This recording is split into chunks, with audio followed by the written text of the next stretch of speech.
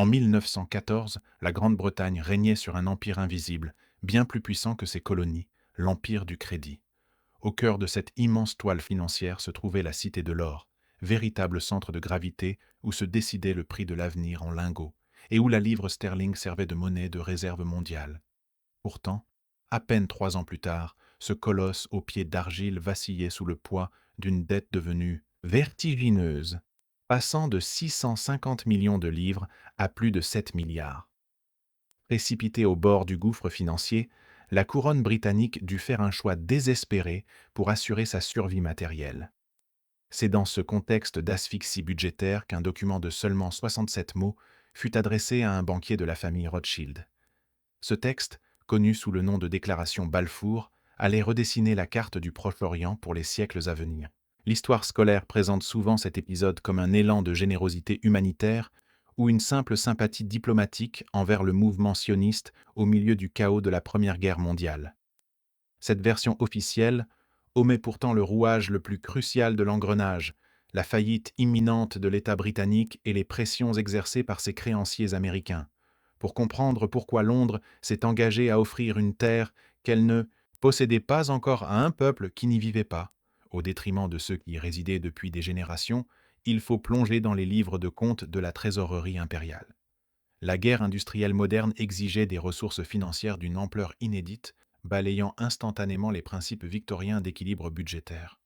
Au déclenchement du conflit, la situation économique britannique semblait pourtant inattaquable, forte d'investissements extérieurs représentant près de 10% de son produit intérieur brut.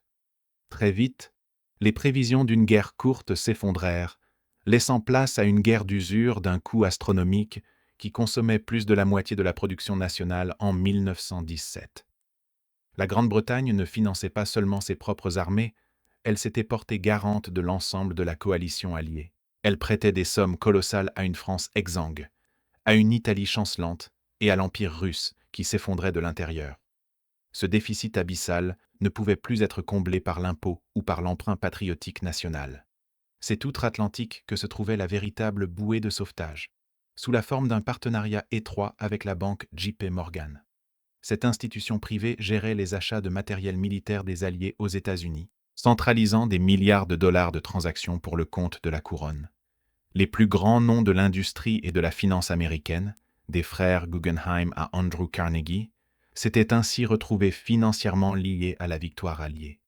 À mesure que les cargaisons d'or traversant l'océan devenaient trop dangereuses sous la menace des sous-marins allemands, le système reposa exclusivement sur des lignes de crédit à court terme.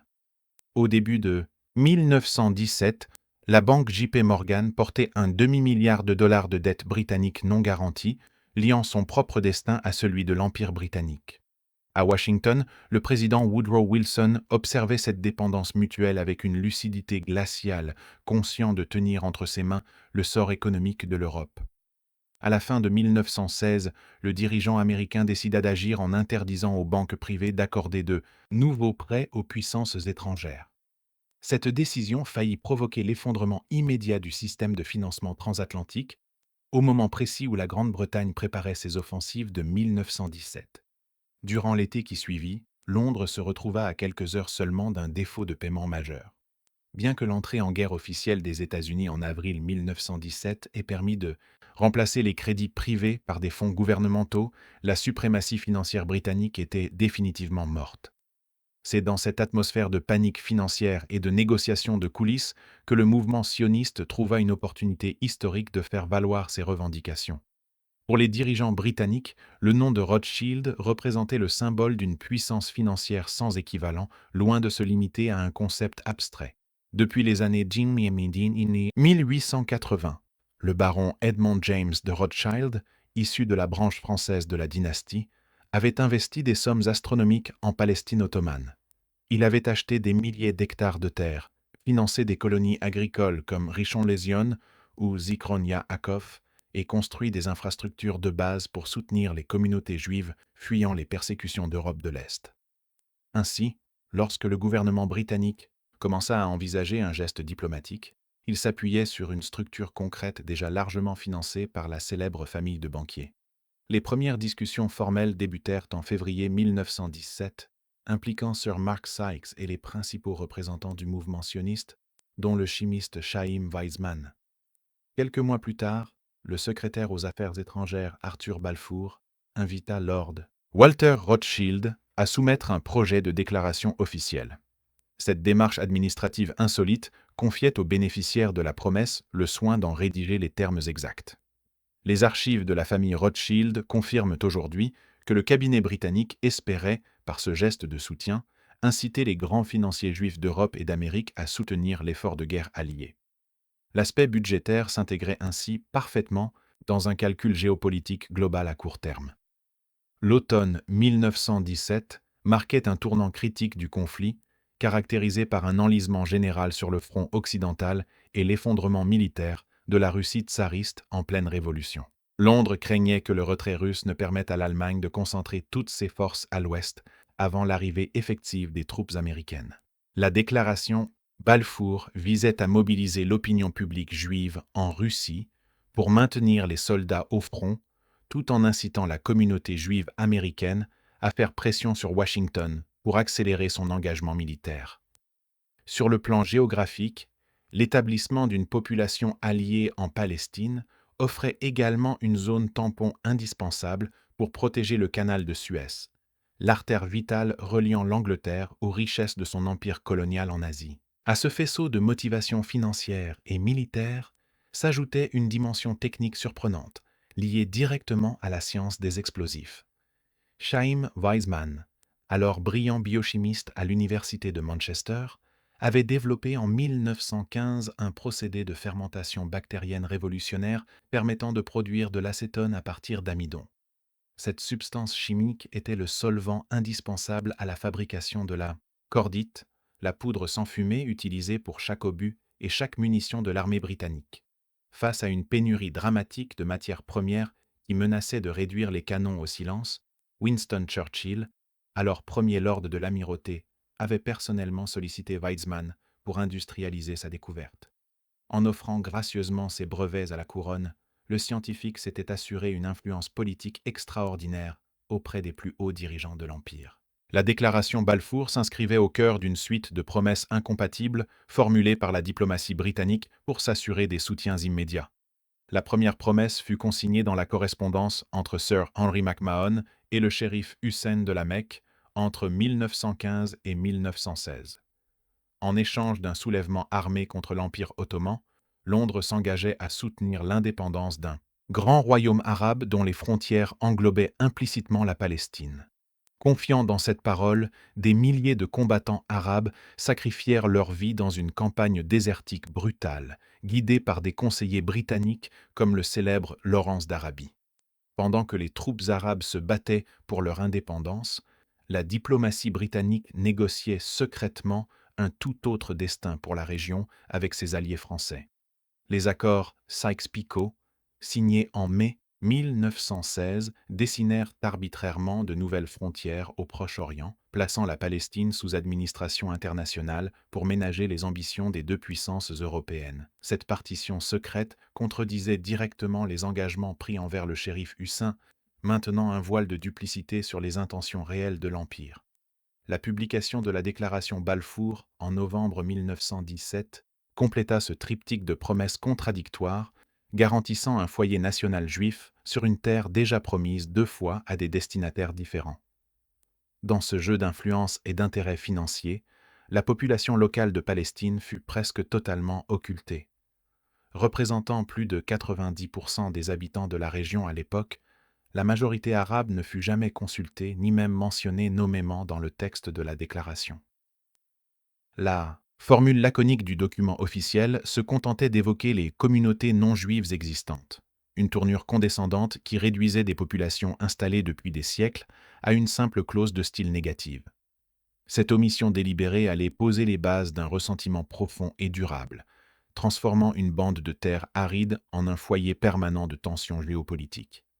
L'armistice de 1918 laissa la Grande-Bretagne victorieuse, mais financièrement dévastée, confrontée à une dette insurmontable et à l'obligation de liquider la majeure partie de ses actifs mondiaux. Le centre de gravité de la finance internationale s'était définitivement déplacé vers Wall Street, reléguant la livre sterling au second plan derrière le dollar américain. Pour gérer les nouveaux territoires du Proche-Orient confiés sous mandat par la Société des Nations, le gouvernement britannique dut engager des dépenses administratives et militaires colossales qu'il ne pouvait plus se permettre.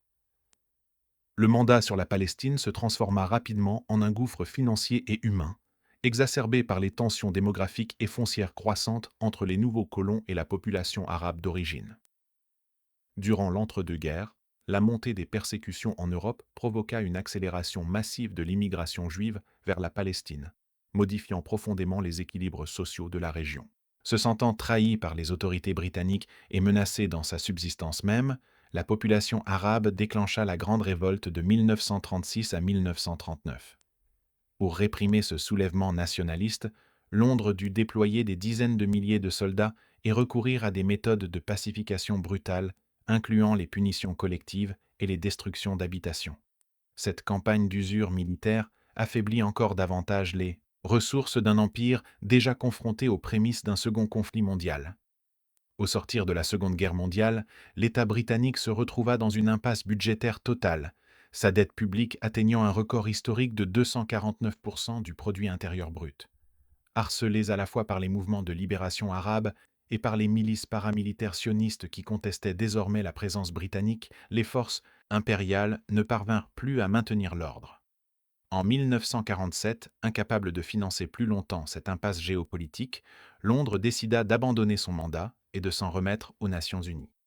Ce départ précipité ouvrit la voie à la proclamation de l'État d'Israël en mai 1948, plaçant Chaim Weizmann à sa présidence, tandis que la région s'enfonçait dans un conflit ouvert qui perdure encore aujourd'hui. Il convient d'éviter les conclusions hâtives ou les raccourcis faciles suggérant que la Palestine fut simplement vendue à la famille Rothschild pour solder les dettes de guerre britanniques.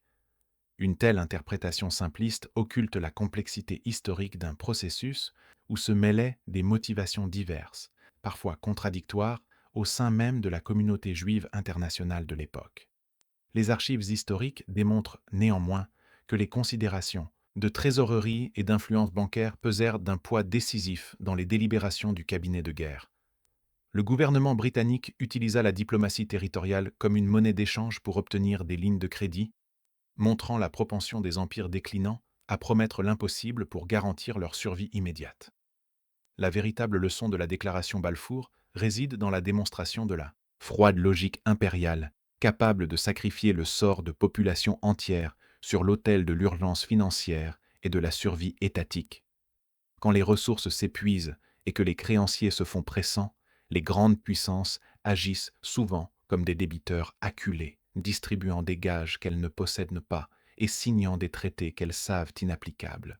Les mots rédigés à la hâte en 1917 continuent aujourd'hui de produire leurs effets dévastateurs sur le terrain, illustrant la tragédie de décisions prises dans le secret des bureaux ministériels et des banques d'affaires de la vieille Europe. En cherchant à préserver son hégémonie mondiale par des calculs de trésorerie désespérés, l'Empire britannique jeta les bases de sa propre déchéance et d'une crise géopolitique permanente. Si cette analyse approfondie vous a permis de mieux appréhender les forces invisibles qui ont façonné l'histoire contemporaine, n'hésitez pas à manifester votre soutien en vous abonnant à la chaîne. Vos commentaires et vos partages contribuent grandement à faire vivre ce travail de recherche et de décryptage historique. Nous nous retrouverons très bientôt pour explorer d'autres pages méconnues de notre mémoire collective.